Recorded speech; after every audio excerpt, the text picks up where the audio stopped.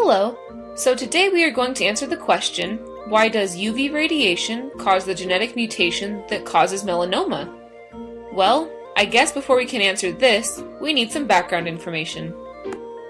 There are three types of UV radiation: UVA, UVB, and UVC. UVA rays penetrate deeper into the dermis, age skin cells, and can damage their DNA.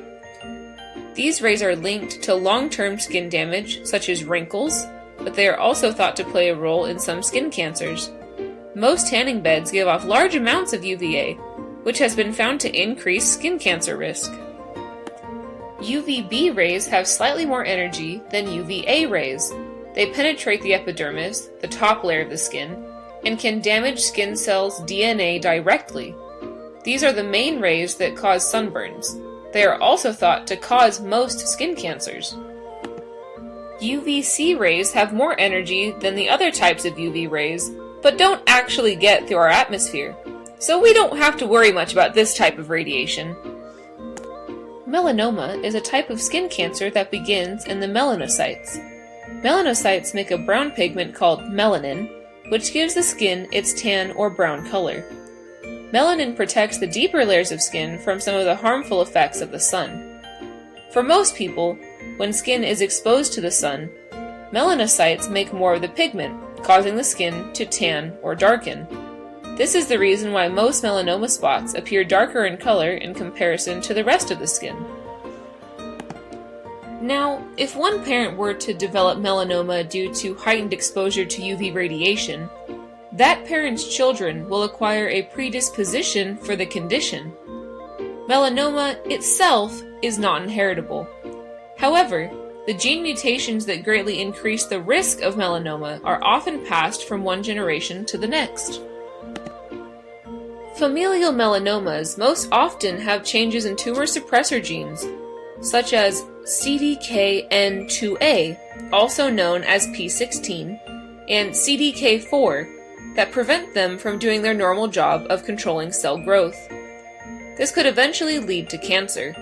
As the rate of incidence for melanoma increases, the probability that future generations will become more susceptible to the gene mutations that cause this cancer also increases.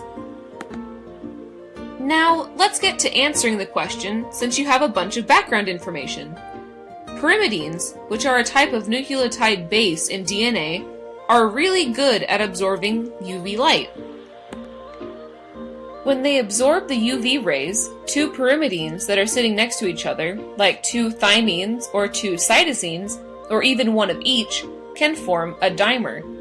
That means that the bases change structure so that they are covalently stuck together. This is not normal behavior for these nucleotides.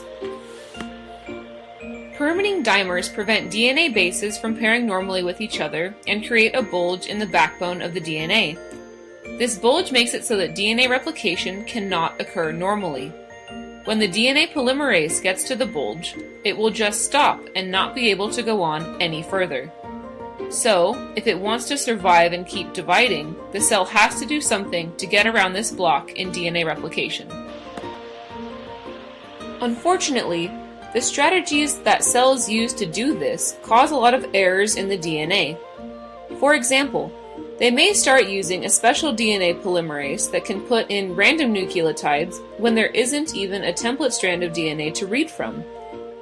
Or the polymerase might just assume that the pyrimidine dimer was a TT and put an AA in across from it. However, maybe it wasn't a TT and the polymerase just caused a new mutation.